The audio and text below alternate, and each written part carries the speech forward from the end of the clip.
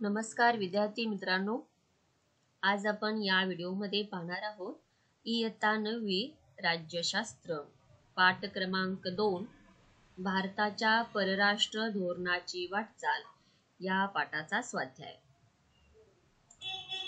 प्रश्न 1, दिलेल्या पर्यायांपैकी योग्य पर्याय निवडून विधाने पूर्ण करा। 1. अणुऊर्जा आयोग स्थापन करण्याचा मुख्य उद्देश डॅश डॅश हा होता। अ.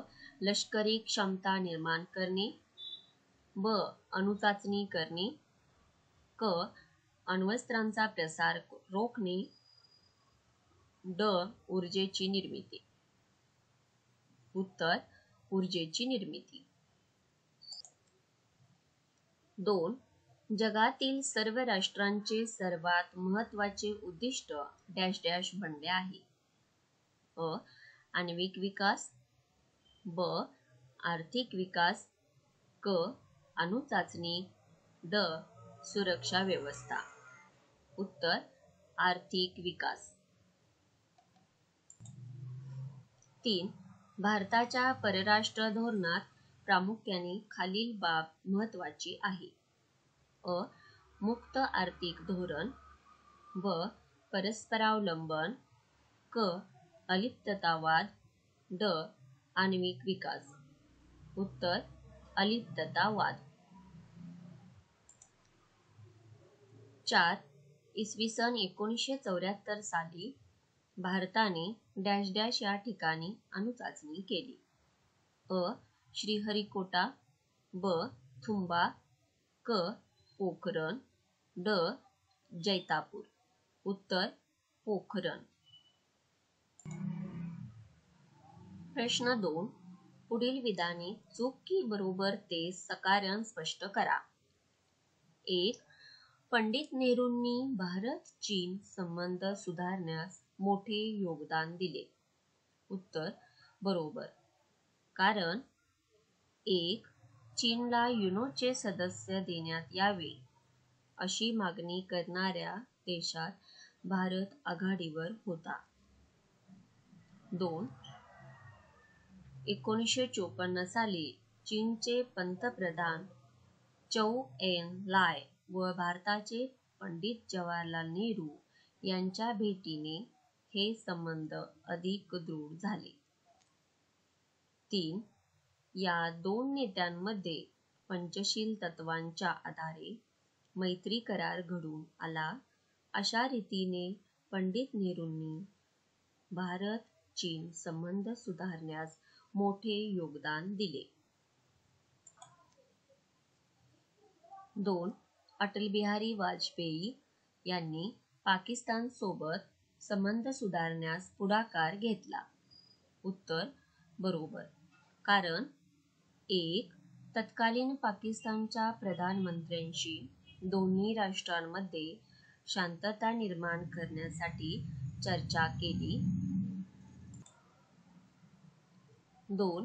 वाजपेयी यांनी 1999 साली पाकिस्तानला भेट देऊन लाहोर करार केला। 3. वाजपेयी यांच्या प्रयत्नांमध्ये लाहोर ते नवी दिल्ली अशी समझोता एक्सप्रेस सुरू करण्यात आली। त्यामुळे दोन्ही देशांचे संबंध सुधारण्यास मदत झाली। प्रश्न 3, पुढील संकल्पना स्पष्ट करा।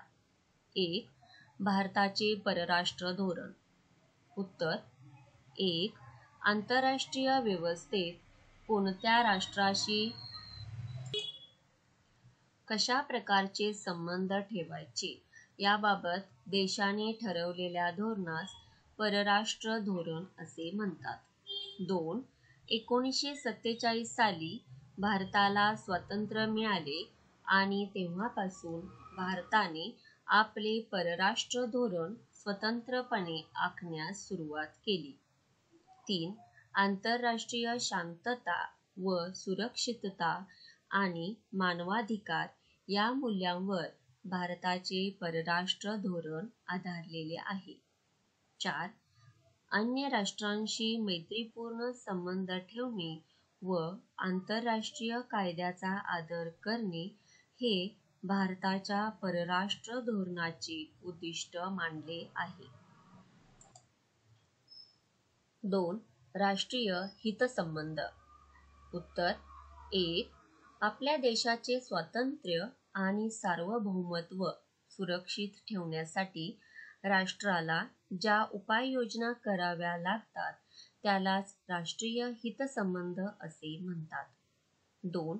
आपल्या राष्ट्रासाठी फायद्याचे आणि योग्य काय आहे याचा विचार करून जेव्हा निर्णय घेतले जातात तेव्हा त्यास आपण राष्ट्रीय हितसंबंधाची जोपासना असे म्हणतो.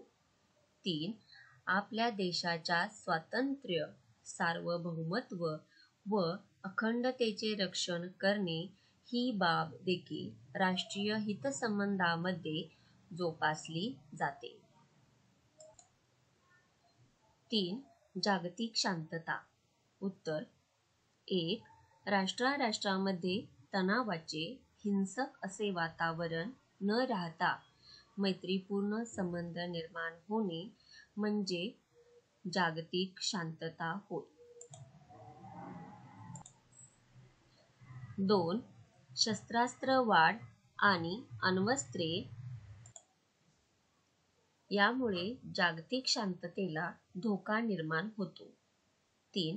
वंशवाद, आक्रमकता, दारिद्र्य, धर्मांधता आणि अतिरेकी राष्ट्रवाढ यामुळे जागतिक शांतता भंग पावते. 4. सामंजस्याचे धोरण, आर्थिक विकास, सहकार्याची वृत्ती, लोकशाही समाज आणि इतर राष्ट्रांच्या सार्वभौमत्वाचा आदर या बाबी जागतिक शांतता जोपासण्यास सहाय्यक ठरतात. प्रश्न 4. अण्वस्त्र सज्जतेमुळे जागतिक शांततेस धोका निर्माण झाला आहे याविषयी तुम्हाला काय वाटते? उत्तर: 1. अमेरिकेने जपानच्या शहरावर अणुबॉम्ब टाकल्यावर जगाला अण्वस्त्रांच्या विघातक क्षमतेची कल्पना आली. 2.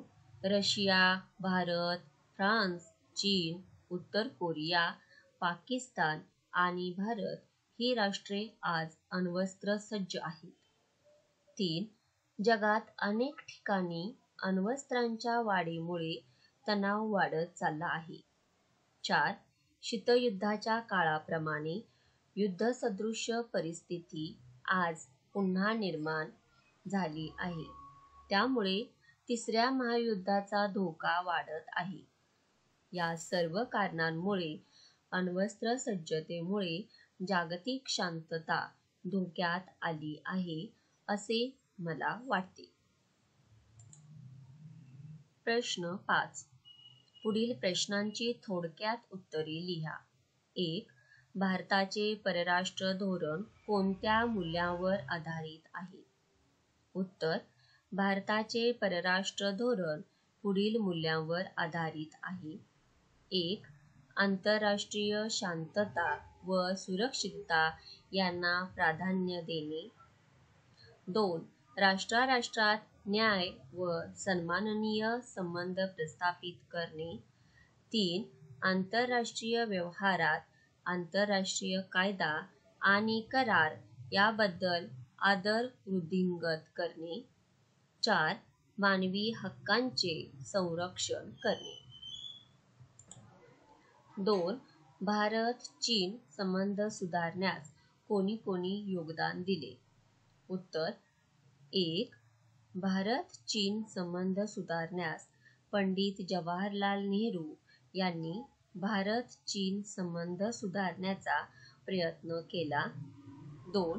अटल बिहारी वाजपेयी यांचे देखील भारत-चीन संबंध सुधारण्यास मोठे योगदान आहे. 3. यानंतर आजपर्यंत झालेल्या पंतप्रधानांनी देखील भारत-चीन संबंध सुधारण्यासाठी प्रयत्न केले.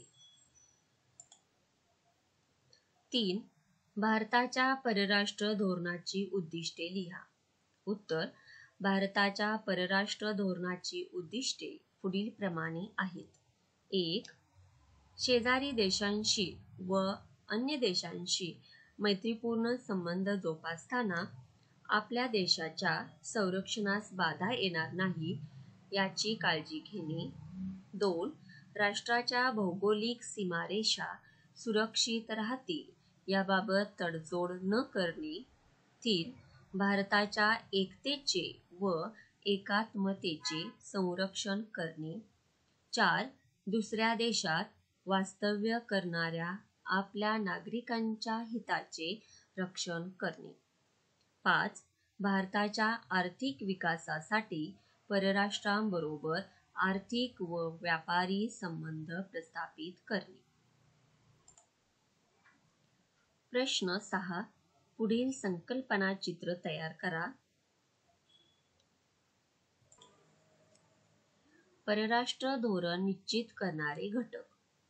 उत्तर: परराष्ट्र धोरण निश्चित करणारे घटक: 1. देशाचे भौगोलिक स्थान. 2. प्रशासकीय घटक. 3. अर्थव्यवस्था. 4. राजकीय नेतृत्व. 5. राजकीय व्यवस्था.